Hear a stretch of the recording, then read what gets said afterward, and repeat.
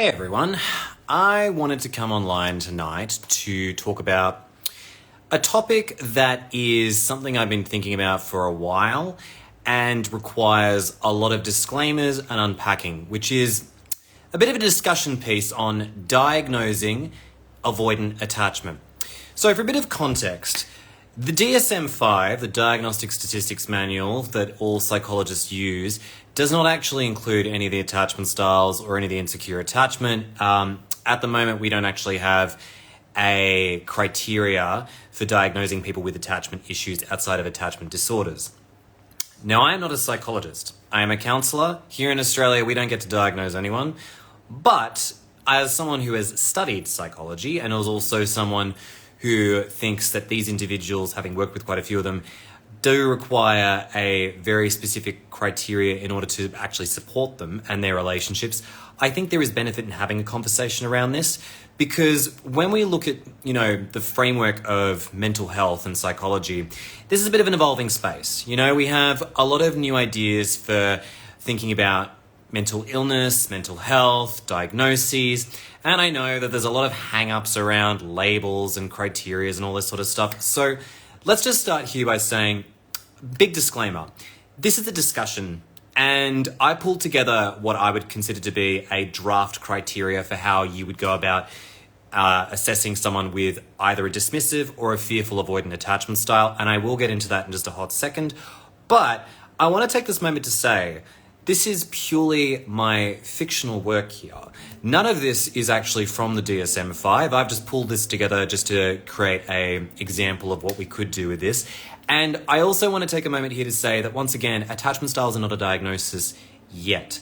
But for the purpose of this experience, I'm treating it like it is actually an interpersonal disorder and how we would go about describing this, because I think the way I see it, it's a serious enough issue that I think we should be taking this with more, consideration than we currently are in the mental health field, considering the fact that the toll of having an attachment issue is so damn high on the individual who's experiencing it and the people on the receiving end of these attachment issues. So, with that all out of the way, if you have any questions for me as usual, feel free to throw them in the question mark box, but let's get straight in. So, let's start from the beginning. When we look at the DSM-5, the Diagnostic Statistic Manual, Bible of all psychology, right? It does not contain any information regarding attachment styles. I think that a lot of the material out there that you see online and also in books like Attached talk about the science of the attachment theory and how it came out of the Strange experiment and all that. And it doesn't really at times address the depth of the issues that people have when they're going through a experience like this. I can see someone here said, intriguing, but attachment styles can change. It's not a fixed condition. So are diagnoses. Someone can be experiencing borderline and then also go through DBT to get to a point where they're no longer experiencing that as a personality issue that's prevailing them too. And I also want to make a moment here. Prevailing attachment styles, usually we want them to get to a more of a secure place. And in my experience, people usually have a dominant attachment style that may fluctuate depending on the experience they're with from person to person. So even though we know that they may have moments of change depending on the person you're with, for example, my dominant trait is more anxiously attached. But if I'm with someone who's more anxious than me in their attachment style, I tend to go into my avoidant tendencies. And the reverse is true for those that are more avoidantly attached with other avoidant individuals. But the thing is that when you have a clear data point of interpersonal experiences where you get more connected with an individual, romantic or otherwise, you start to see the patterns in your history and realize, I'm leaning more one way over the other, so maybe I've actually got more of a dominant style over another. So just wanted to put that there. Now, the reason I think this is important to think about from a treatment perspective is when we look at attachment styles and working through them to become more secure, which is the baseline that we think we all want to work towards, it's important to think about because a lot of this is rooted in trauma. A lot of this is rooted in CPTSD, and there are also a lot of other comorbidities that can come out of this as well too, which I'll get into. And currently, a lot of the stuff that's out there is very supportive, I believe, for people who have more of an anxious attachment rather than people who have more of an avoidant attachment style. In fact, many people who have an avoidant attachment style often are struggling with traditional therapy and counseling and psychology because often we don't always have the right tools and also the right systems in place to treat these individuals. There are many books which talk about how difficult it is sometimes to work with avoidant clients, not because they're bad people. It's not like when dealing with people with narcissistic personality disorder where that is bloody hard, according to clinicians. It's hard because when you're challenging defense mechanisms that these people have with getting close to another person, that can bring up a lot of stuff. So out of fairness to the people with avoidant attachment, I think we need to find alternative methods that really help and address these core issues. And as someone who is working out of anxious attachment, I tend to find as a clinician, I work better with people who have more of an anxious attachment because I know that roadmap out of recovery. Whereas avoidant attachment, not so simple for someone like myself who doesn't really get it. It's a very different nervous system.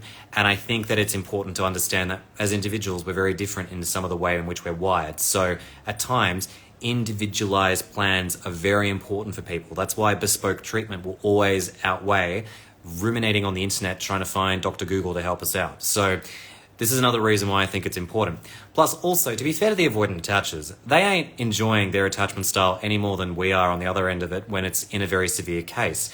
And like someone who's experiencing, say, a spectrum of depression, anxiety, bipolar, not everyone's experience with that is always going to be severe. It might just be mild. And then it becomes a management strategy in order to overcome this. So that's why, even though the lay of this particular subject may seem a bit medical, scientific, diagnostic, really the attempt of this is to actually give people that reassurance that I have a name for this experience that I'm going through. It's an interpersonal challenge that I want to overcome. And how do I go about doing that with a treatment plan that actually works better for me? This video is not going to cover treatment plans. That's not my attempt for this particular conversation. That is actually in the realm of a therapist who's trained to work on this sort of stuff. But I think it's actually good to discuss this because I think it will help people who are on the receiving end of being with someone who has avoidant attachment to understand what this criteria actually might look like.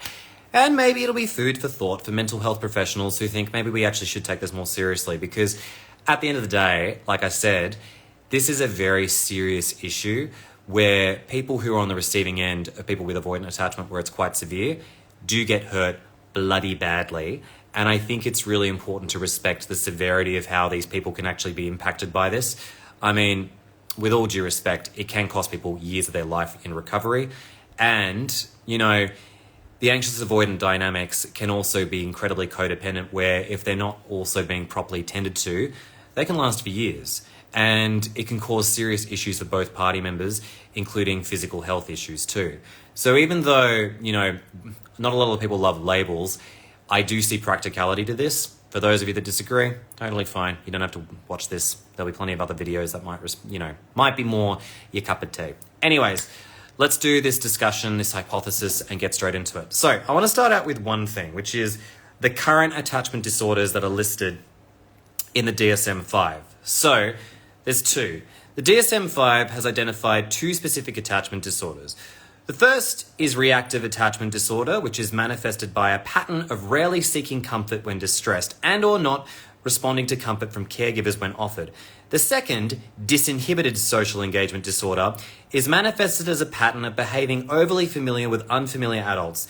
This may show up as approaching strangers, sitting on the lap of someone when they've just met them, when not culturally sanctioned, failing to check back with the caregiver when wandering off in unfamiliar settings, or willingness to go off with an unfamiliar adult with little hesitation. And these attachment disorders cannot be diagnosed prior to 9 months of age. So a lot of these are more childhood disorders that are currently described in the DSM-5, right? But there's a funny absence that no insecure attachment is labeled in this too. Now, I want to make one big point.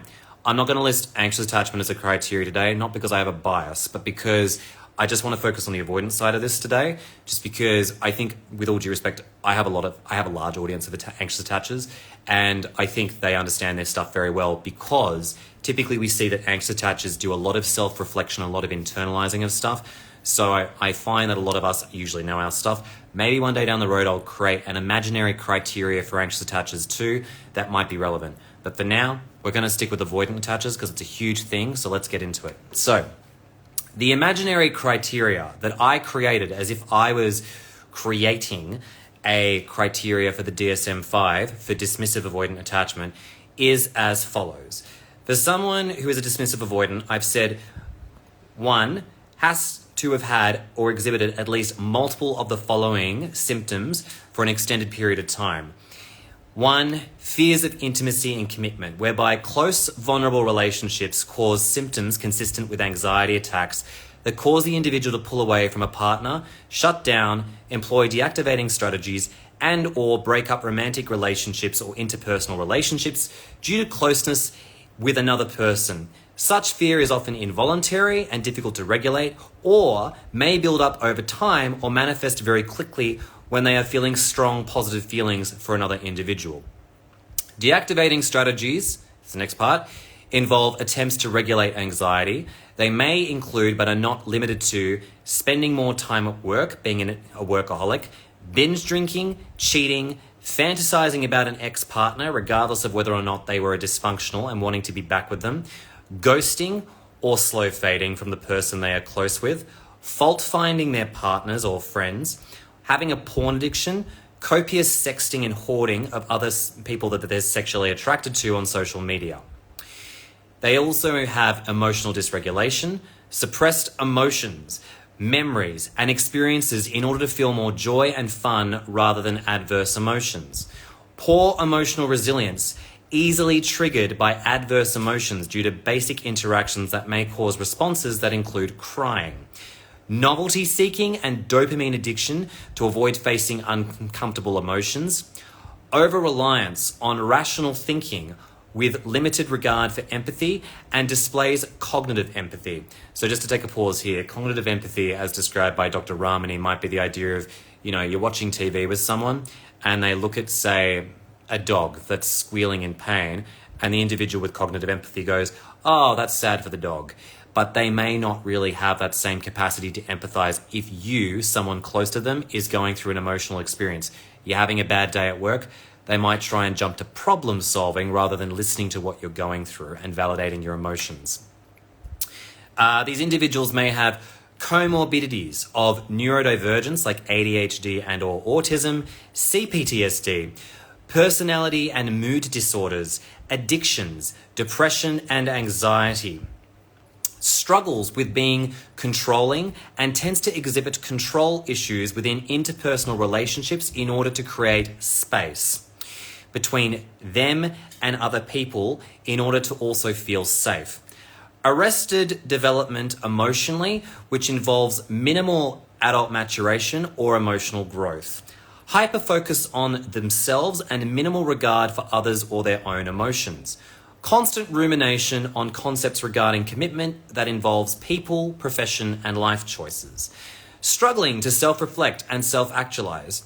Friendship circles that may exhibit superficiality and poor emotional maturity. Tendency to downplay a deep desire for connection and love. Superficial high self-esteem masking low self-worth. Distorted thinking in interpersonal experiences when triggered. So in other words, if you are experiencing a relationship with someone and they're avoidantly attached and everything's been going great and they're telling you, one day, I love you. And then another day when they're having like an anxiety attack over their fear of commitment, they might then change the narrative and go, I don't think I love you, and start to try and change history in order to justify their breakup. So there's a bit of that going on. Hypersensitive to criticism and feedback. Undercommunicates during moments of stress. Tendency to choose partners that are emotionally unavailable or excessively dysfunctional. So that's part one. I can see someone here says, would you mind sharing the source you're referring to? Thank you. My phone. I'm not even joking. Like, I just made this shit up. I'm doing this based on my experience of working with clients and all the books I've read and also all the journals I've read. So I've just pulled this together, to create a diagnostic criteria that doesn't even exist. I'm doing this for the benefit of a fun conversation. If you find this helpful, fan-fucking-tastic. This video ain't going anywhere and it's going to be published later. But again, This is not an academic text. I have made this up. It is purely for the purpose of education, hypotheses, and speculation and discussion. It is not something I would recommend anyone cite as an academic source because it ain't published yet. Maybe one day. And also, key criteria number 2 that I put here is, has experienced a childhood characterized by physical, emotional, and/or spiritual neglect or emotional incest from one or more primary caregivers. So that's the dismissive avoidant, right? For the disorganized or fearful attached individual, I put a few additional things in here which characterize this person being different in terms of, say, someone who, isn't going to have the exact same qualities as a dismissive avoidant. So I've tried to be very, respectful here. Okay, so someone who has a disorganized attachment style. The differences include, 1, has had or exhibited at least multiple of the following symptoms for an extended period of time. Let's start. Excessive need for external validation in interpersonal relationships. Irrational fears of betrayal and mistrust of close connections with other people. Severe separation anxiety that may involve needing to have people sleep with them in order to overcome oppressive feelings of loneliness. Hyper or hyposexual proclivities. History of temporary relationships, romantic or otherwise. History of rebound and repeat romantic relationships. Excessive mood swings in interpersonal relationships marked with increased emotional intimacy. Tendency to choose partners that are, I've mentioned this before, that are emotionally unavailable or excessively dysfunctional. And then I continue to list a lot of the same symptoms that I described in the dismissive avoidant attacher. But there was one thing that I changed, which is they have visible low self-esteem and low self-worth. And then once again, criteria 2, has experienced a childhood characterized by physical, emotional, and/or spiritual neglect, as well as emotional incest from one or more primary caregivers. Okay. So, that is the criteria that I created to describe these 2 attachment styles. I hope that by listening to this has helped to give you a bit more of a framework when you are experiencing someone with avoidant attachment or you yourself identify having avoidant attachment. And usually the people who are listening to this who have avoidant attachment then go, well, how do I fix this? To which my answer, regrettably, is I'm not the right person to talk to about this. But I do know people who can, and they are individuals who are trauma-informed and also have a very good history of working with attachment issues. I myself typically work with people who are on the receiving end of these experiences. Yes, I work with avoidant clients, but honestly, they're more in the mild territory of their attachment issues. A lot of the individuals who come to me sometimes are in the severe end, and they do occasionally have a high dropout rate. And I don't think it's just because it's me. I think it's also because as clinicians in this space, we often find that the dropout rate for avoidant attachers is quite high because, once again, we're getting close to those vulnerabilities and their defense mechanisms do perk up. So I do want to just make it clear that the purpose of this is not also to use this as sort of a weapon to beat people who have avoidant attachment and be like, well, screw you, you've got all this sort of stuff to work through and it might seem like a never-ending exhaustive list of things to work on. No. Ideally, this is to help you, the person with avoidant attachment, go, I recognize this about myself, I can see this and I want to work on this. Fantastic. If you want to do that, more power to you. For the individuals who are on the receiving end of this, I hope it helps you to be like, oh yeah, this is sounding a lot like my partner, my friend, my family member, and I can at least have some acceptance of the fact that this is also, a key component of what it's like to be with someone like this. So I think that it's very important to also understand that one of the reasons why I think having a criteria like this is important is because there are so many people who have insecure attachment, especially avoidant attachment. Given the fact that we have a lot of trauma in our world and a lot of individuals go through life with this experience, I think it's bloody important to take this very seriously because at the end of the day, I truly believe a lot of us are looking for deep connection, intimacy with people. Now, whether or not that be a monogamous relationship or otherwise, I don't think that really matters. I think we are looking for a lot of depth, connection, and wanting to be close to people. I know some individuals who've experienced a lot of trauma may not agree with that, and that's totally fine. You don't have to accept my personal views on that. It is what it is. But If you're finding that your attachment style is getting in the way of that, well then understandably, it's something to think about working through. Otherwise, you might end up feeling as though, you're never ever going to have a romantic relationship. Worse, you may blame yourself and think, am I a lost cause? Will I never get this again with anyone? And also, am I just never going to experience the love that I feel like I deserve? And like I said, I think because the mental health services do, I think, work very well for people who have an anxious attachment, mild or otherwise, it does often work very well, particularly people who are trained in CPTSD recovery, trauma, and have the skill set to work through a lot of that stuff. So I'm just going to round out my little piece here to say that I hope this is practical. Again, this is my little fun thing that I decided to create for everyone here in case you find it helpful, just to fall back on and go, oh yeah, that's clearly avoidant attachment. But please don't cite me cite me if you want to quote me for it. That's one thing. But please understand, this is not an official academic account of avoidant attachment. Now, with that all out of the way, if you've got any questions for me, let's dive straight in. Hell, it can even be about the criteria that I created for the purposes of this live if you want to, or anything else that's related. Okay, let's start. Wanting a clean slate, the point of changing country life people in a compulsive way as a constant pattern from young to middle age instead of dealing with situations is more fearful or dismissive. Okay, so I'm going to reread this just so that way everyone can understand what's being asked, because this is a great question. Okay, so somebody who wants a clean slate to the point of changing their country, life, person in a compulsive way as a constant pattern from young to even middle age instead of dealing with situations is more fearful or dismissive. My answer is probably going to surprise a lot of people and say it's also something that anxious attachers can do, but I'd argue fearful avoidants do this more often. I know many people who have a disorganized attachment who will often change their jobs, their countries they're living in, a whole range of circumstances to seek out a dopamine hit and also to avoid the discomfort they're feeling inside of themselves. These individuals can be very lonely, so often they're going on dating apps straight away to try and hook up with people in order to feel better about themselves, and they often leave a lot of people in their wake because often they don't have the tools and systems to regulate themselves through what they're going through. Then, if they have a comorbidity of borderline personality disorder, times that by 10. So at the end of the day, this is something that I see with a lot of insecure attachers, but with fearful avoidance, especially so. I've got a mate who does this a lot.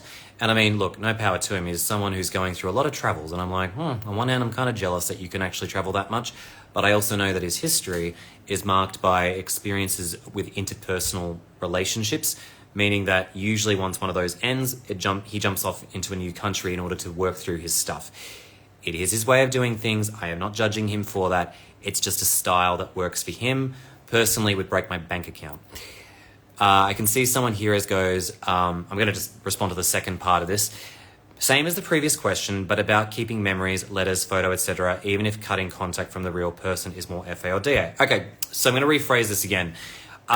When somebody keeps all the memorabilia from a previous situationship or relationship, is this a characteristic of a fearful avoidant or a dismissive avoidant? And I'm going to say both. So typically what I've found in my experience, which is still budding, that a lot of people who have avoidant attachment have a funny habit of still keeping a lot of the knickknacks, memorabilia, photos, items you shared together. And they do that because they still want access to you without losing you. It sort of plays into their fear of commitment, which is they don't know what to do with you a lot of the time, but they know they don't want to be close to you. They still want, emotional access to you. And sometimes what they'll do is they might leave your belongings, very much near in sight. A photo of you on their bed, your clothes in their wardrobe, but they'll often just leave it there without doing anything about it. And so, in a way, they often collect a lot of memories of their past without ever really taking any of the time to work through it. So, it's gotten as bad at times where some people have actually had to force their avoidant partner to return their damn house keys, and in one situation, even a teddy bear. And they're very resistant to returning these items. And sometimes, if you're in this situation, I'm going to give you a little bit of personal advice. You have to start making ultimatums because these people really, really don't like returning a lot of this stuff, even though oddly enough they were very keen to leave you and not be with you. Just goes to show how complicated fears of intimacy and commitment are, because it demonstrates that on one hand, whilst they don't want to be close to you, they still want you. It's a twisted thing. To anyone who's just had a recent breakup and you heard what I just said, I want to make it very clear. I do not mean they're wanting to fight for a relationship with you. I just mean that a part of them still has a lot of fondness for you. What you may find too is that egotistically they deny a lot of this stuff, and they'll go, I don't think that I still have feelings for you, or we weren't together, we were just friends. And they'll do their usual rationalizations to downplay the significance of the relationship with you. So just putting it out there. I can see someone here says, my former partner kept my house slippers. All the best with those slippers, I suppose. I guess it'll keep their feet warm. Anyways, let's keep going through the questions. All right, let's go. What approach to use to challenge their cognitive dissonance, dealing with a difficult divorce? So I'm assuming that the cognitive dissonance you're describing is when they are telling you, I don't want to be in a relationship, or I can't do this anymore, and they're starting to slow fade, whilst also simultaneously, they have positive feelings for you. My first thing I want to say with a little bit of tongue-in-cheek is good luck. Not because I'm trying to be sarcastic and rude to you, but simply to say, the thing to understand is this. I'm sorry that you're in this situation because it's horrific. And when it comes to an avoidant attacher who is so shut down, committing to a divorce with you, they're often not interested in hearing you out. At that particular moment, they are so in autopilot, and a lot of them are convinced that they need to leave and they need to go. Many of them really struggle with rationalizing. Let's not use that word because I use that for something else. Many of them struggle with critical thinking when their limbic system is gone off. When they are flooded with anxiety, when they want to break up with you, they're not often open to communication about this, because often their gut and their brain are so wired to run from you at this particular point in time. So what I actually will recommend though, because all hope is not necessarily lost, is you need to be very assertive with them. And it's something that I don't normally see being taught in a lot of secure relationship circles. So I'm going to actually make a point here to say something, which is, don't try secure communication strategies in this case like this. It doesn't work. Don't try and accept the bullshit that they're often saying in these particular moments if you want to fight for this. What I'm about to say, by the way, does not guarantee that this person's going to come to the table and work on this. But for your sake, maybe this will give you a bit of ease of mind to just feel like, well, I did everything I could. What I'm about to share with everyone is something that one of my colleagues has done with their partner. And they've mentioned to me that it's not a guaranteed solution, but it is something that happens when you get to this particular stage. What you need to understand is that this person is essentially having an emotional meltdown of anxiety. You, on the recipient end, need to be very careful not to believe a lot of the stuff that they're saying. If you can stay as calm as possible, that helps. But if not, here's the thing that you need to understand. You need to call them out on this stuff and go, I do not believe you. With all due respect, I love you, but based on our time together, I believe we've actually had a lot of love between us. You've even mentioned this to me. And I believe that this is coming out of a place of anxiety, that you want to break up our relationship, and that this is not actually what you really feel. And even though you may have a fear of intimacy and commitment, I know that you still have a lot of positive feelings for me. I want to address this with you in 3 days' time. Let's talk about it then, because right now I can see that any attempt to try and work on this, you're going to just try and convince yourself that you want to leave this relationship.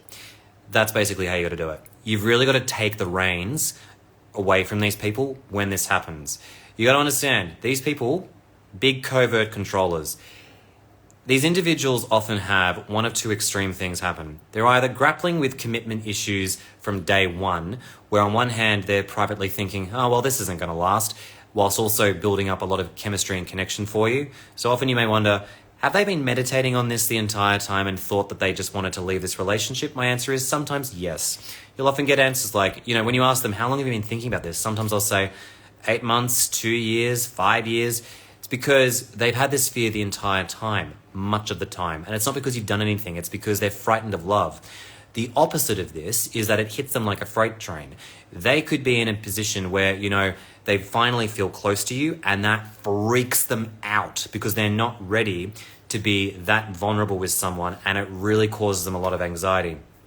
I heard actually from a client who did an amazing job of demonstrating how to challenge this thinking with their partner, where they just had to call it out and say, I don't believe what you're saying. I think this is bullshit. I don't think that what you're saying is necessarily accurate given the circumstances.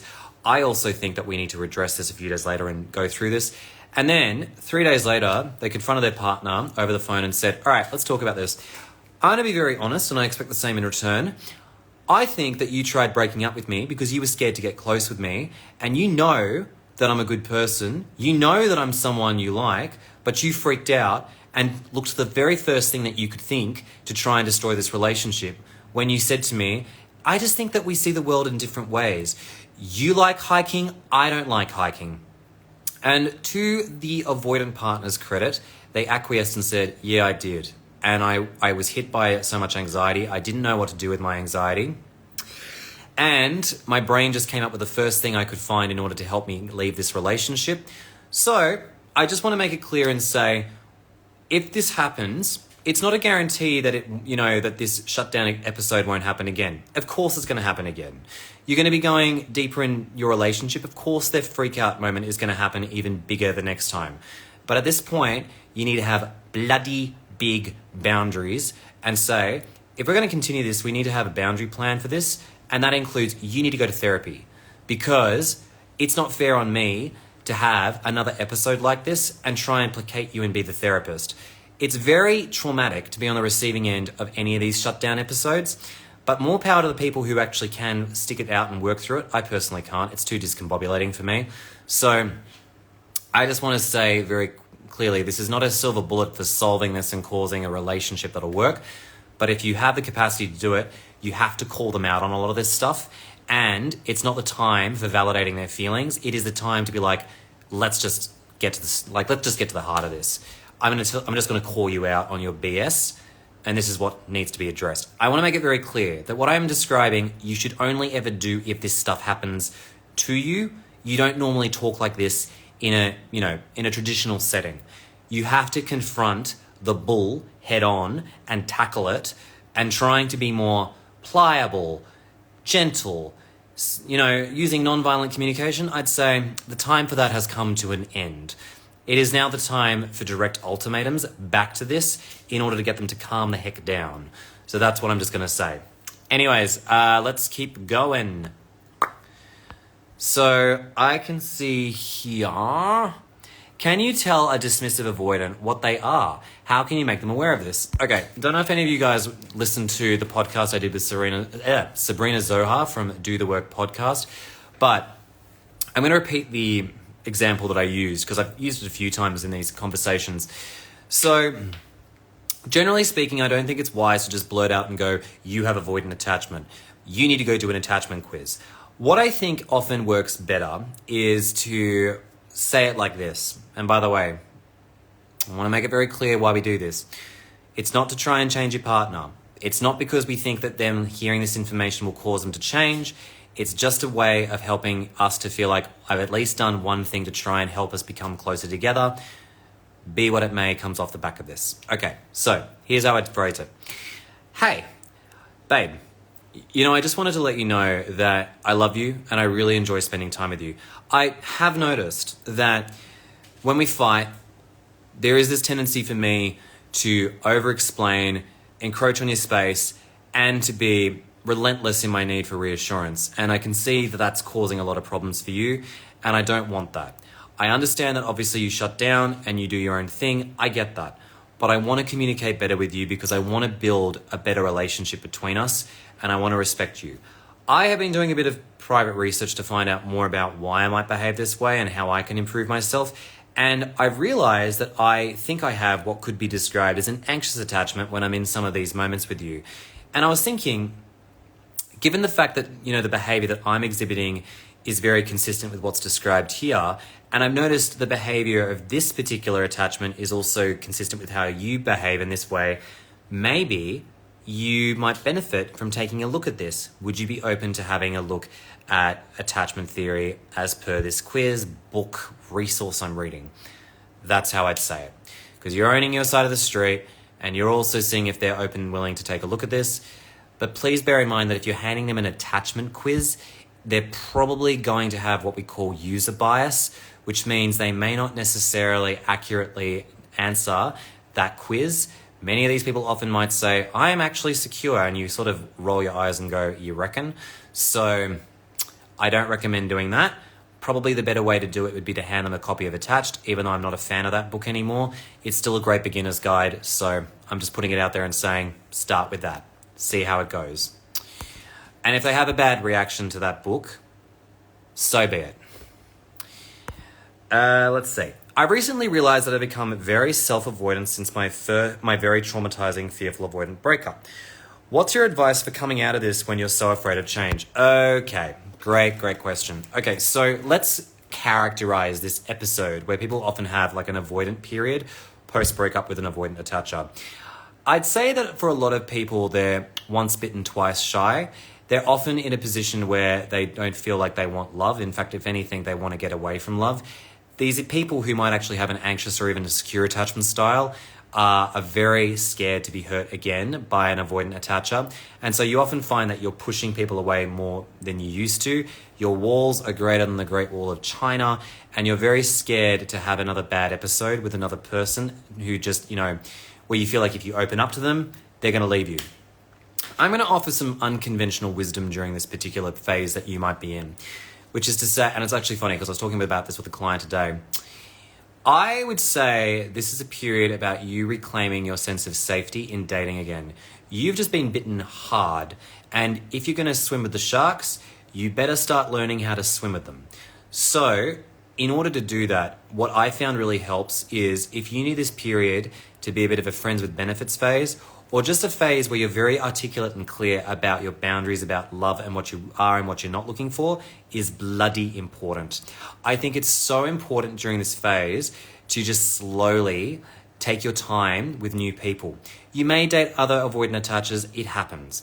But I think the thing is that you really need to have the world's greatest walls up at this particular point in time. So if that means that your boundaries might sound excessive, like no kissing until the first month, no sex until 3 months, so be it. You're in recovery. You're here to try and feel safe and to feel like you can speak up for yourself, to feel as though you can actually get your needs met from people that you're dating. And in this phase, you may find that you feel like at some level, you're doing a bit of game playing. You're trying to match energy. You're trying to suss out and do a bit of human experiments to see how people respond to things that you say because you're worried about the reaction, to which I'd say you've got nothing to lose. I think it's actually very important to have a phase of just feeling safe again to date, and that means eyes wide open and be very careful about what's coming up. And so if that means you have a phase of being a bit of a game player in terms of dating, just to feel safe inside of yourself, to better understand how to date, to feel safer when you are potentially dating someone who has an avoidant attachment, go for it. At the end of the day, I've gotten to a point now where I can say I know when I'm dating someone with avoidant attachment very early on. And I mean, it is what it is. It doesn't scare me anymore. I'm at a point where if I do go through a breakup with one, I know how to get myself out of it exceptionally quickly, and it's not a big deal. But not everyone can say that. In fact, I'd probably say a lot of people never want to go through that pain again. Fair enough. But the key thing I want to stress is keep your walls up for this time, and then gradually, as you feel safe, just lower the barbed wire fraction by fraction till you get to a point where you're like, I think I can chill. I think I can relax. But this is not the time for trying to, go in with Pollyanna views of relationships, thinking that it's all going to be okay. I wouldn't be going with the flow in this phase. If anything, I'd be like, I just want to, peek up and down from my walls. And I can see someone here said, yes, now I'm so strong about my boundaries with people in my life that actually I know I'm too blunt, but still I am discovering that I am filtering out a lot of toxic people, even in family.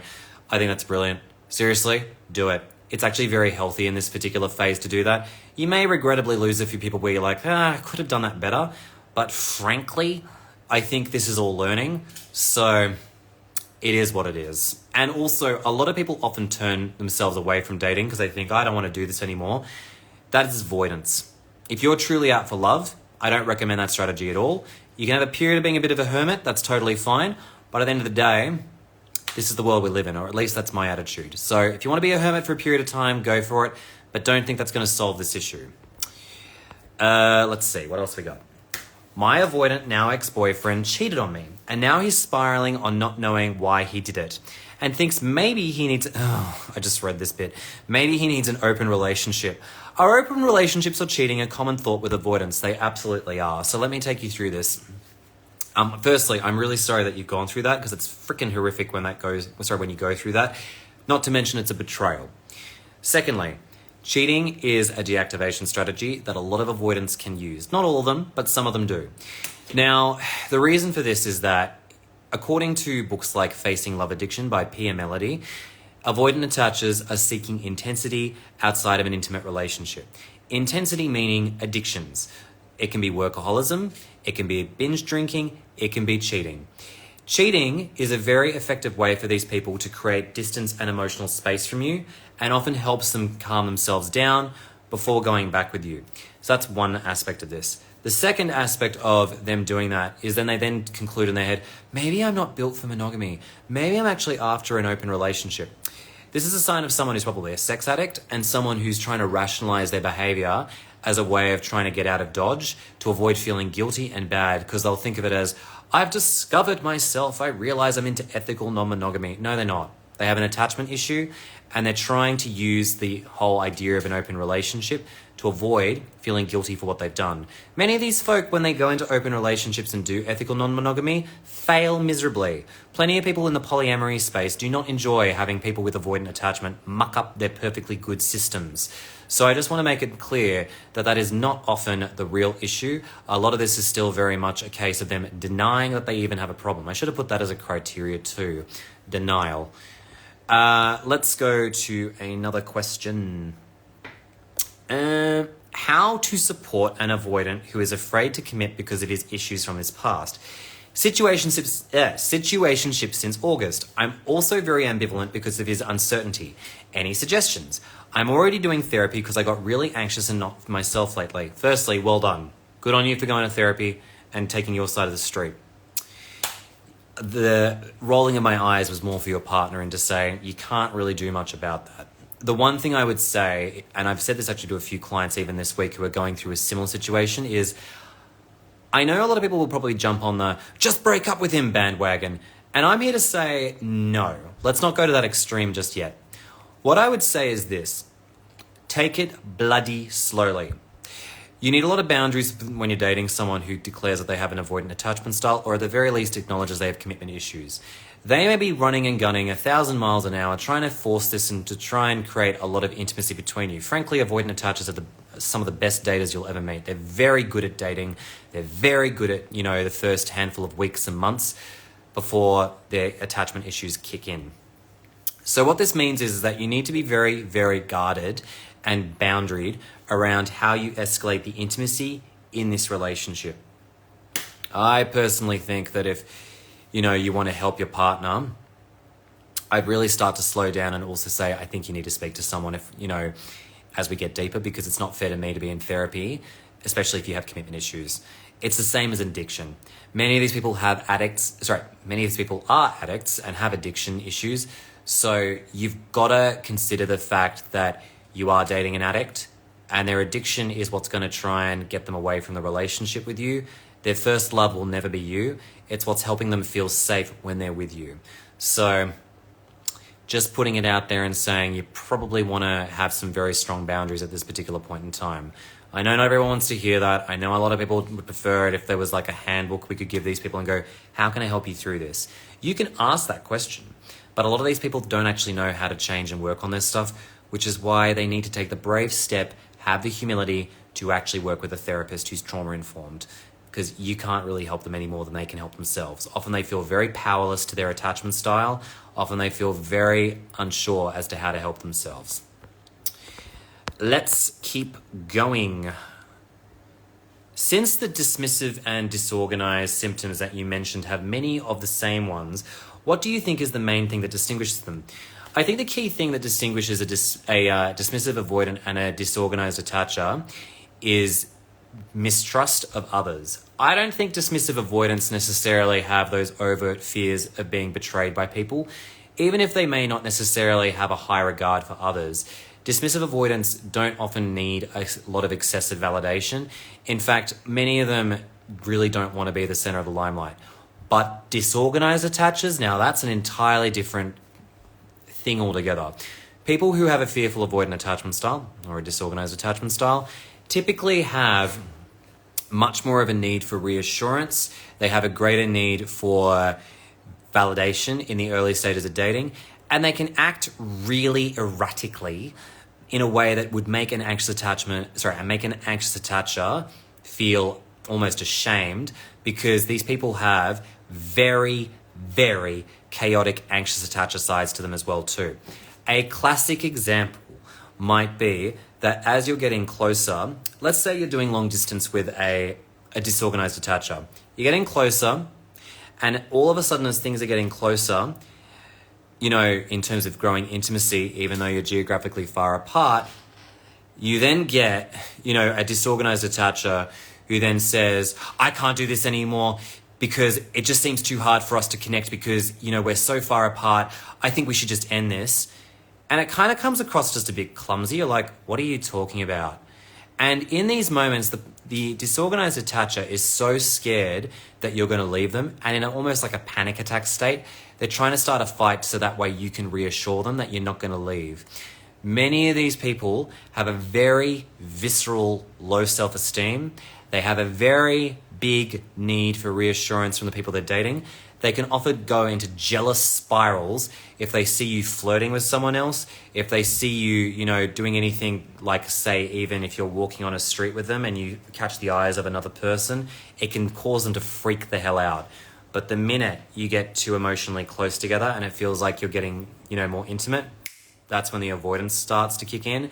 And then it's the classic hot and cold avoidant anxious dance. And that's the part you need to be prepared for, because that will knock you out of the park. And it's very scary because often in that moment, it feels like they're just about to destroy a relationship and they're going to do it.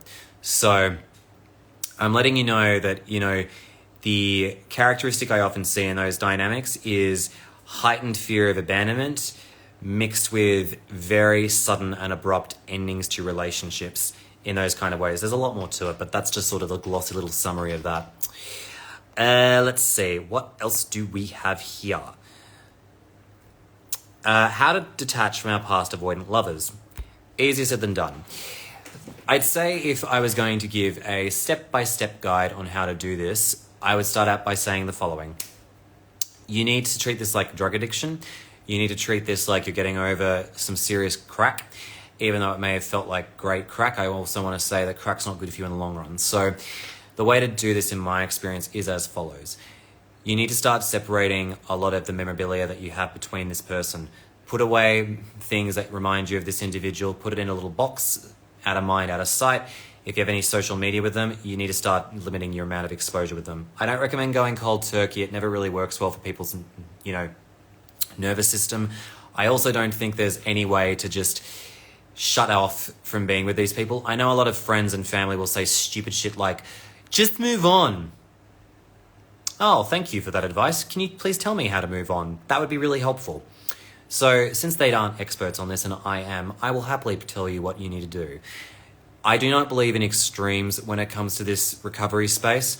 So please take this one step at a time, because thinking I need to just move on from them completely and block them and go no contact can often backfire tremendously, especially if you are dating a fearful avoidant or a disorganized attacher. Those of you who are in my audience and my clients who go through this, you know exactly what I'm talking about. That shit is like, for those of us that have been abruptly broken up with and we never see the light of this person again, count your blessings. Because when you have an avoidant attacher who's coming back every week or every month and wants to restart something with you, your brain has lost about 100 IQ points because of how damn, you know, emotionally intoxicating the thing is. And you often end up with your love goggles on, and you're also going through massive cortisol rushes because you're worried about this person leaving you forever.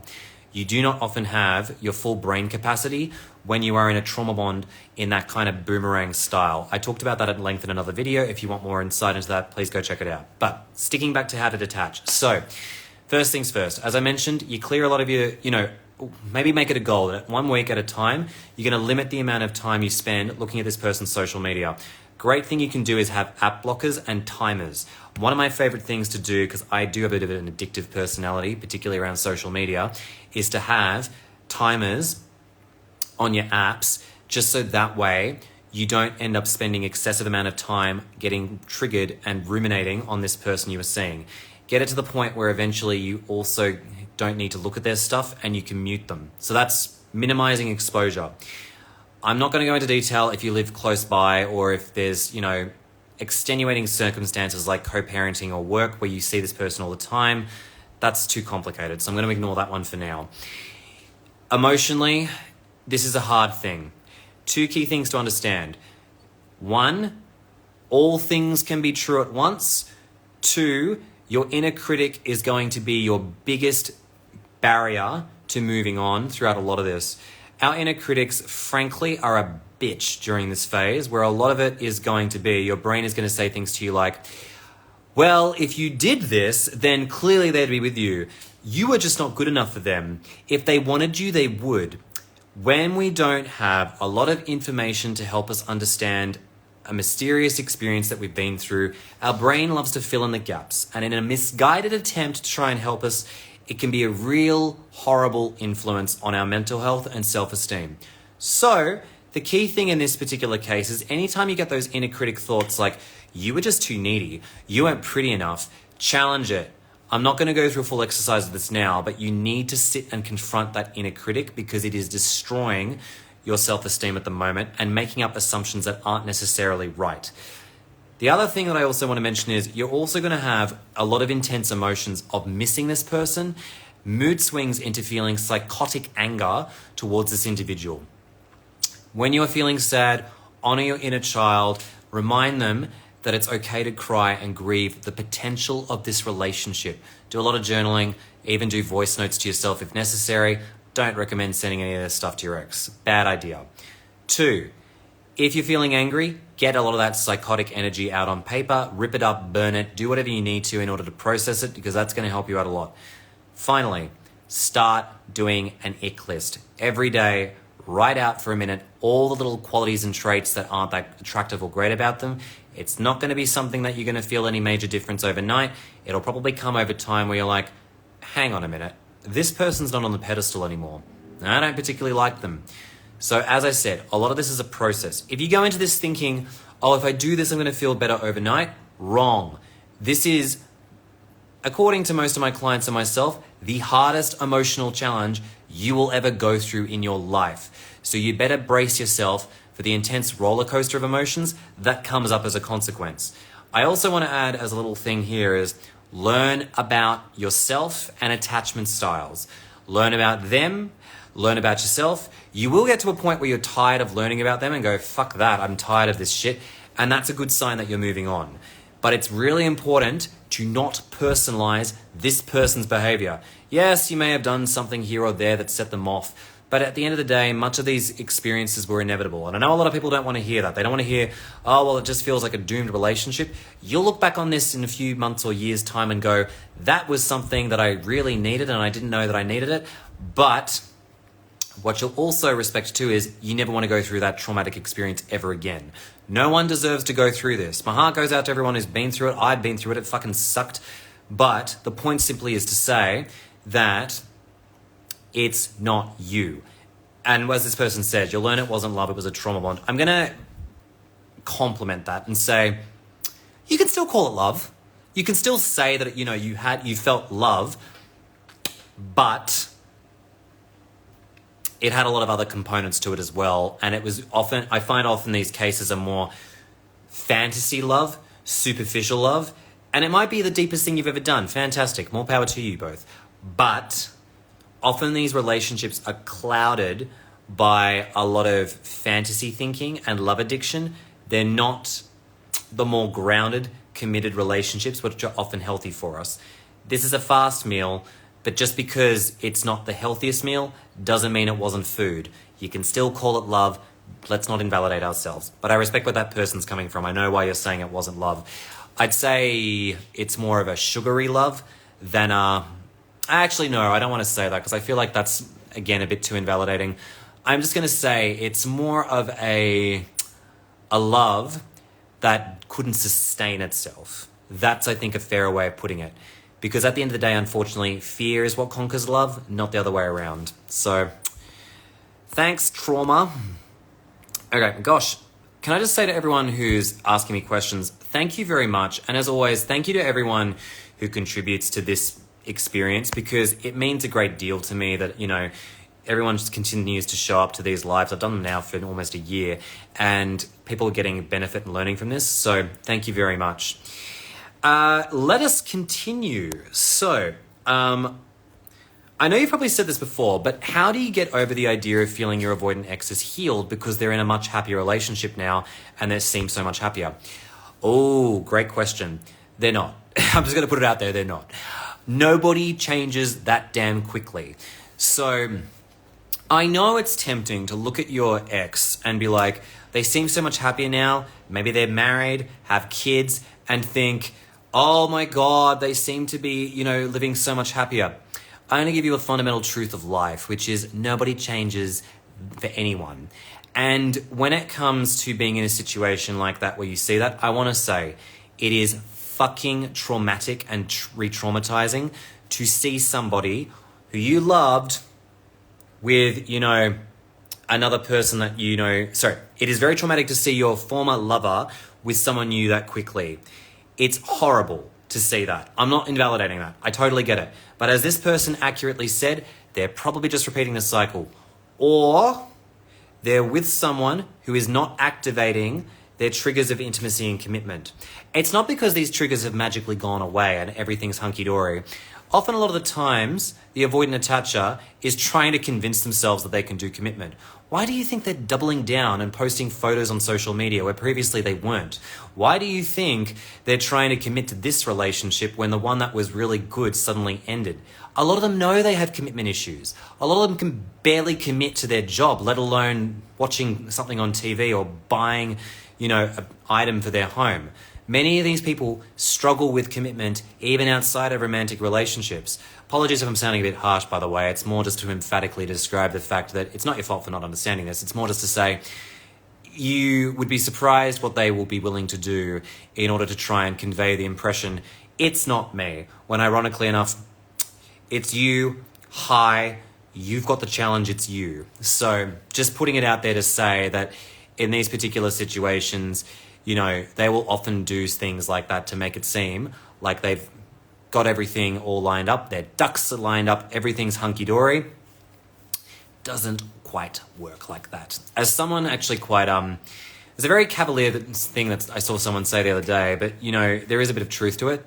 Someone said they'll often pick a lesser version of you, and there is truth to that because we know that a lot of avoidant attachers get triggered when they're with people who have a seemingly higher self-esteem than them, someone who's more emotionally deep than them, and it freaks them out. So even though on paper it may look like they've found happiness, behind the scenes may tell a completely different story. So don't use social media as your window into the soul of their new relationship.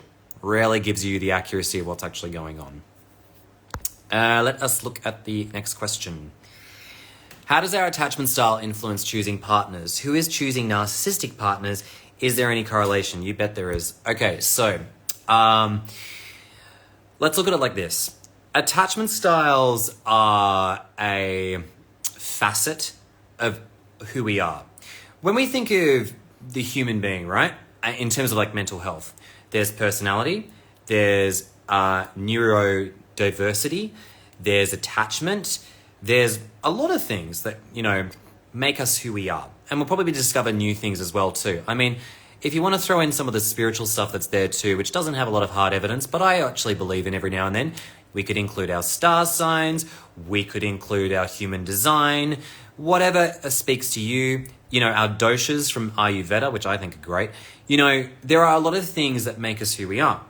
Now, when we think of attachment styles and how they influence our choice of partners, this is where things get really interesting. So we have the anxious attacher who has a fear of rejection and abandonment, but a subconscious fear of commitment and intimacy. We have the avoidant attacher who has the complete opposite.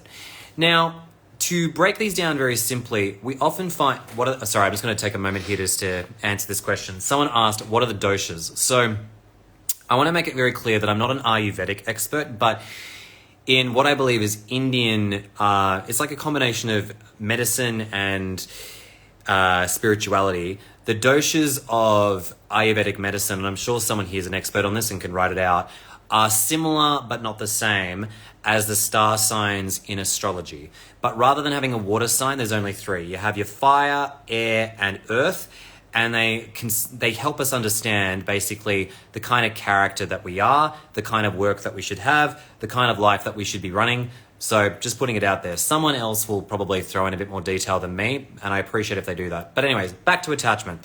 So we've got our two attachment styles, right? And yes, disorganized is in there too. But disorganized I'm going to cluster with avoidance in general. So typically what we find is that for the anxious attachers, who are more readily known as the empaths, the love addicts, what we find is we overgive. We also have our own fantasy idea of a relationship. We might be looking for the chiseled stud, the effervescent girl, the manic pixie dream chick who will come in and rescue us from our lives. We may also be people who are rescuers. We may be people who are also caregivers. And we tend to find ourselves giving to people who have a lot of challenges emotionally. That's one aspect. We also could be people who have this idea of the kind of person that we want to be with because we don't want to settle. We've seen enough people in our lives, including our parents, have shitty relationships, and we're so scared to get the choice wrong that we end up choosing people who are very glossy, very charismatic, the doctors, the lawyers, and I'm not saying either of those professions necessarily equate to insecure attachment, but we go for things that seemingly have a lot of prestige to them because we think that's safe, right? Not necessarily. So what often happens in this category for the anxious attachers, they're not actually, we're not looking for a real relationship. We're looking for a fantasy. The avoidants do that too for different reasons, but often we're looking for people who can either, who will abandon us to reconfirm the narrative that we're not good enough. And if we do get with someone who's very unconditionally loving, it may make us feel like, ew, we don't want this. We have to earn love. Why is this person giving me love that I haven't earned? And we push away people who are actually maybe better suited for us. Quick spoiler, if you've gotten to the point of your healing where you actually find yourself dating someone who does that and they're not a love bomber and you feel like you've become avoidant with someone, could be a good sign that you've actually found someone who's really good for you. So I'm just putting it out there to say, when your subconscious fears come up, your avoidancy comes up as an anxious attacher, that's a good sign because we typically try and make the right person wrong and the wrong person right. So just putting it out there as a slight little spoiler for that. Now, why might we choose narcissists? For the anxious attachers, it's often a case of we tend to, again, fall for the charisma, the charm, the potential of trying to choose the right person who can match, who we feel like we deserve. We could also choose people who have so many bloody issues. We think inside ourselves and go like, we think we have views like, people won't understand me if they haven't gone through the same issues that I have. They won't understand me if they don't have, say, for example, if they're not a single parent. They won't understand me if they haven't gone through mental health issues. And we tend to then choose people who have an exorbitant amount of issues in order to feel safe, connected, loved, or as this person says, I can fix them. That's probably a third thing too. There's probably a whole bunch of them. So often at times we can choose extreme dysfunctionality because it feels safe when it's the worst thing we can possibly do. Insecure attachment means we tend to go hyper or hypo in terms of our attraction to certain individuals. With choosing narcissists, I've got to be honest, as someone who, I've never dated a narcissist, thank God, but in my professional experience, people who've usually chosen narcissists have typically come from narcissists. That's generally how it's been in my experience. Of course, sometimes it can be a case of ignorance. Doesn't mean it always happens all the time. But I just want to say that that's not exclusively an attachment issue in the sense that it doesn't mean you're choosing the narcissist because you're anxiously attached. It's usually more of your childhood of origin and choosing things that are familiar. So I'm just putting that out there. Now, the avoidant attacher is a different story. Yes, some of the things may be similar. Looking for fantasy, looking for potential, trying to rescue someone, those themes can exist too, but they manifest themselves very differently. The avoidant attacher may choose the narcissist, the addict, the histrionic person, the individual with borderline personality disorder who's not taking care of themselves, speaking through their mental health, because they're afraid of, actually being vulnerable in a real relationship, but they may choose to stick it out with these people for a very long time and say things like, oh, well, I can't leave them because what will they be without me? A lot of these individuals in this category have come from emotional incest, had an overbearing parent, thought that they were responsible for their parents' needs, and so they tend to be drawn to very, very, very, very, very needy people. And so in this kind of case, you often find them dating the people who have a bucket of issues, because even though they may not actually like the person they're dating, in fact, they may state they hate them. This feels safe for them because they feel like they have some responsibility. They don't have to feel, on one hand, they don't have to get emotionally close, but at the same time, they're not probably going to leave them anytime soon, because if they do, they'll feel guilty at letting someone down. So that can happen. On the flip side of that example, they can also date people who are equally emotionally unavailable as them, because once again, they don't get triggered and they don't feel like it's going to affect them too much. But when they're with someone who's more emotionally available, their self-esteem is high, that is when we start to see the usual fears of intimacy and commitment come up, the abrupt breakups, the hot and cold behavior. And, for the avoidant attacher, maybe that's their sign that they actually need to work through their subconscious fears of rejection that are causing them to push good people away. So that's how it can play out. There's a lot more complexity in that I could, spell out. But for the sake of today, because, I'm trying to get through everyone's questions, that's the way I could describe it. So I hope that makes a bit more sense to say, there's a lot of stuff there. Similar to what I said about the anxious attacher choosing the narcissist, the same can be true for avoidance.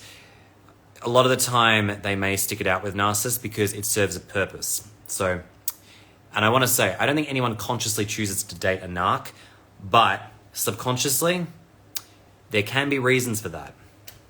Where the anxious attacher may be wanting to, maybe subconsciously avoiding a real relationship because they're choosing a dud one. The avoidant attacher may be choosing to date a narcissist because it allows them to feel like they're actually helping someone when it's in order to avoid, feeling guilty about being a bad person. So even though both people may be at it for similar themes, they also have very respective reasons for choosing such dysfunctional people. Do you think it's healthy to start dating again when you haven't fully healed? I feel like jumping back in might be self-avoidance, and that I should heal instead, but I also really want healthy love. This is a great question. My answer is maybe, and it depends on where you're at. So I'm going to break it down and say this. If you are someone who's just recently been broken up with by someone who has avoidant attachment, I wouldn't be dating again anytime soon. I'd be taking some hard time to work through my emotional pain and get the hell out of that first few stages of personalizing the relationship. I know when I went through this phase, I cried almost every time I dated someone new because I thought I was betraying the person who broke up with me. Even though I know it's irrational, the point simply is, it wasn't a good feeling. It re-traumatized me and it wasn't great. But on the flip side, this is where dating is actually really helpful. Give it a few months, and when you're not really worried about the idea of dating someone new, here's where the value of dating lies. You will probably go back out there and notice that there are people who you fall in love with. People who you realize, holy shit, I really, really, by the way, congratulations. I can see this person says, I was the one who did the breaking up, couldn't take anymore. Well done, and good, and out of respect to you, I know it's bloody hard. Well done. Circling back to what I'm saying, you could be going out to dating and realizing you've actually been, you're surprised to find that there are people out there who you never even thought that you would have, given a chance to before.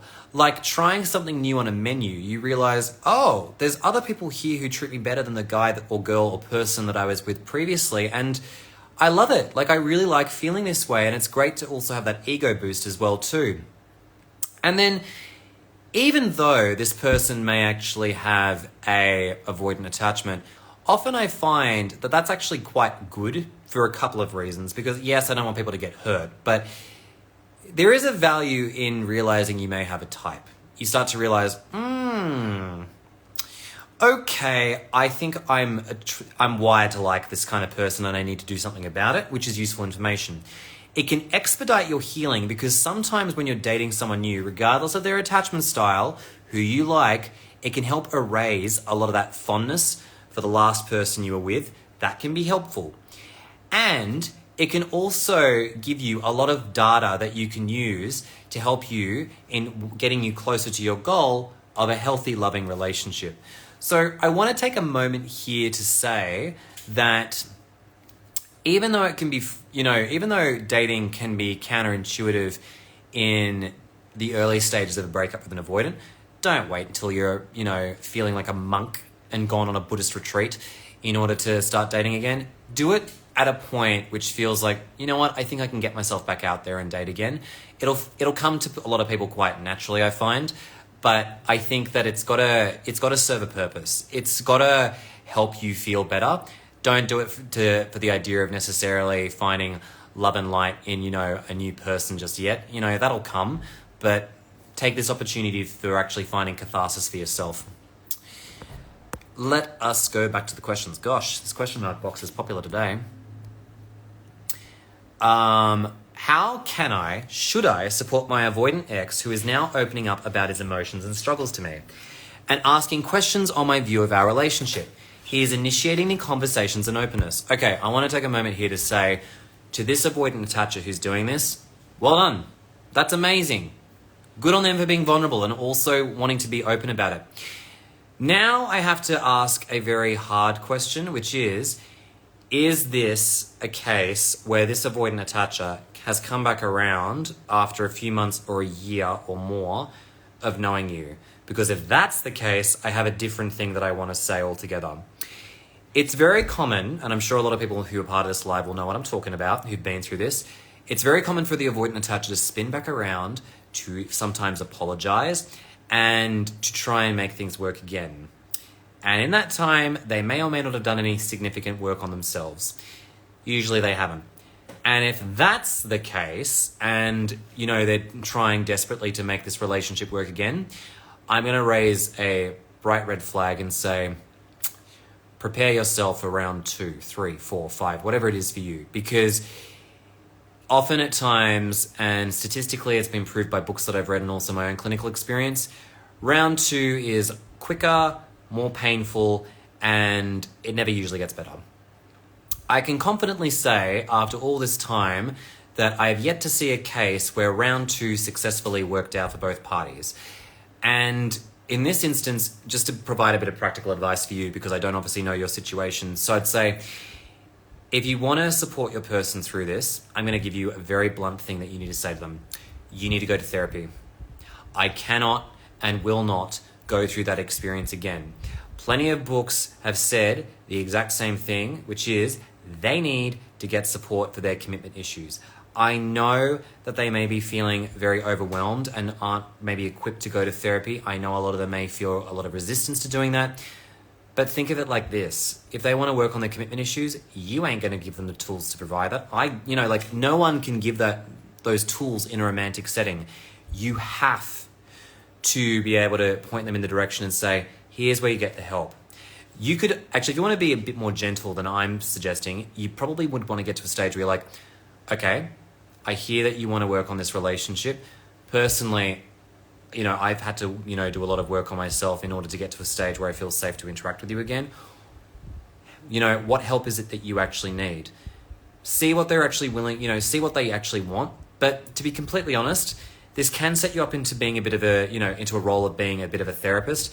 So I'd say, know your boundaries, know your limits. If it's not the situation that I'm describing and this person actually is, mildly avoidantly attached and they actually realize what they've done wrong and they want to work on themselves and they're in therapy, disregard everything I've said. They're a fucking champ and I'm proud of them for doing what they're doing. But in most cases, it doesn't go like this. In fact, if anything, it's the start of cycle number 2. So I'm just putting it out there and saying, we need a lot of context to better understand this example, but it's important to spell it out anyways. Let's see. What else have we got here? Are dismissive, avoidance, receptive to goodwill shown? Being gracious and being gracious and practical in my divorce, but he shows spite. Confesses to not wanting children, marriage, shows no capabilities, but fights for custody. Okay. Yeah, this is quite common, unfortunately. So, dismissive avoidance when they get to this particular stage, fearful avoidance can do this too, but I find dismissives are the ones who probably do this the most. Let's paint a scenario. You've gone out with someone where you didn't realize they had an avoidant attachment. In fact, they actually were quite seemingly secure, pushing for a relationship, driving marriage, declaring they actually wanted children. And you were getting really into this because you're like, oh my God, finally, I found a person who actually wants what I want and is intentional about it. And it feels like they're the one who's running and gunning with this. It feels like they're the one who's pushing this, even though, yes, you want this. You don't want it maybe as fast as they do. And it feels like the most incredible experience ever. And sorry guys, just lost my internet. And then you get to the altar, you're exchanging rings, and the next day your partner becomes sullen, cold, retracts, makes passive-aggressive comments. And it's really bizarre because you're thinking to yourself, surely after this magnanimous experience, that I would have, so I don't know why I said magnanimous, that's not the right word for this, glorious experience, you would have closer intimacy between each other, but in fact it's become the opposite. They're now moving further away from you and they're really being rude to you and they're starting to say things like, I don't think I want marriage and kids. How do you navigate the situation? Well, I'm not here to really answer how to navigate it, but I am here to answer, is this a dismissive avoidant thing? The answer is yes. So, unfortunately for a lot of avoidants, dismissive and disorganized, they often can't maintain the momentum of what they put into in romantic relationships. Often they like the idea of commitment. They like the idea of a marriage. They like the idea of kids. But when reality hits, they freak the heck out and they're often planning their escape, abruptly breaking up with you, declaring that they never wanted any of this sort of stuff in the first place to justify their escape, even though you know otherwise. Unfortunately, this is something that happens. Again, why I created this video today to be like, I think we need a diagnostic criteria for these people because it really screws a lot of people over. Worse, this behavior can actually have a crippling impact not only on your emotional well-being, but also on your finances. Some of you have moved in together with these people. Some of you are now going into custody-related situations, and these people don't want to necessarily give up on their kids. So for a lot of these individuals, they might fight tooth and claw to try and have some access to you. Doesn't mean they're a narcissist. No, because we have to go back to the point of what caused this. Was there a pattern of exploitation, manipulation, pervasive, power struggles, a love bomb, devalue, discard, or did it all seem to abruptly come out off the back of the, rising intimacy and commitment of an event like marriage? If that's the case, you're probably dealing with someone who just has avoidant attachment, maybe a few high narc tendencies and traits. But I'm making this distinction just to say that, in this kind of situation, it can be hell. And you can feel like you're dealing with a child who is having a tantrum because they don't want the thing that they said that they wanted. So bloody painful to be in this situation, and I'm sorry to anyone who's gone through that because it's horrific. All right, I'm going to answer a couple more and then I'm going to go to bed. But again, thank you to everyone who's been here and consistently shown up for this because it's always been great. How to get angry at my dismissive avoidant ex. Is it normal that I feel only sadness and care for him? No, not at all. So it's very normal to still feel a lot of fondness for your ex and to still be sad that it's over. Means you're probably still at stage 1 of the grieving process, and it's okay. That's the worst part about it. But once you're done with that, you will feel angry, and don't worry. It's a glorious phase. But I want to also make it clear that not everyone feels anger. Not a lot of people will always feel tremendous rage for their ex. In fact, a lot of the time, that may be something that you just don't experience whatsoever. So please bear in mind that though anger is an experience that I personally feel, a lot of other people may feel, it may not be for you. But what I want to just validate and say is it's so normal to have a period of grieving, being sad, missing your ex, and just feeling like you lost the love of your life. It is very normal given the circumstances. I've seen it happen very often, and you just need that time to grieve. You lost someone, you lost a perfectly good seeming relationship. I know that in the long run it wouldn't have worked out for these reasons, but you may not be ready to hear that information just yet. Just grieve what you lost, the potential of your future, and where you wanted this to go. So okay. All right, last one. Good question here. What makes a fearful avoidant go from lots of situationships to a committed relationship? Is it really love? No. No. For even a dismissive avoidant, they may call it love, but really it's not. The answer is safety and fear. A lot of the time, they're looking to overcome loneliness. A lot of the time, they're looking for someone who makes them feel safe. And their definition of safety is not the same as someone who has a more grounded nervous system. So if we're talking about someone who has a very severe fearful avoidant attachment style, they ain't choosing out of love. They're choosing because they don't want to feel emotionally close to someone. And often they may start a polyamorous, ethical non-monogamy sort of situation. If they do monogamous commitment, it may be with someone who's about as emotionally available as them. They may be posting on social media being like, I found my soulmate, true love is this, and proclaiming to everyone what love really is like. Usually they found a pretty dysfunctional partner. So I'm just pointing it out there saying it's not always that great. Now, I also want to take a moment as I'm wrapping today's live up to mention a couple of things. I know today's live focused heavily once again on avoidant attachment, and I was discussing the criteria that I created for diagnosing someone, or I should say assessing someone who has either a dismissive or a disorganized attachment style. Anxious attachments didn't get mentioned today. It is what it is. If people want to demand for that, I will happily come back and do something about this, but typically I find more people are interested in learning about avoidant attachment for very understandable reasons. I myself could do a criteria that I create to describe an anxious attachment style. I believe that exactly what I said before about avoidant attachment with a criteria, it could be helpful for people who have a severe anxious attachment to get themselves out of it. But I want to make it clear that I am at the moment still focusing a lot on people with avoidant attachment. I understand a lot of people sometimes say, but what about the anxious attachers? There's a lot of content creators that you can find who look into that sort of stuff. I slowly but surely talk about anxious attachment, but for me right now, it's not my focus to discuss it. Plus, a lot of my clients have anxious attachment, and eventually they will work with me on that or with my team to work through that. And now that nicely leads to my segue, which is, so a little bit of an update with the business. Now, I know for a while I've been saying I want to work on a membership, a course, and also a podcast, and a whole range of different things. To be very frank and honest, I am going through a bit of health issues on the side, and I'm currently working through them. Due to respect to my privacy, I'm not going to talk about what they are, but let's just say for the time being, it has had a direct impact on my energy levels. So as a consequence, even though I do want to do more for people, and even though I would love to actually be able to do more engagement and actually find ways to have a bigger impact on people, I just don't have the capacity for it right now.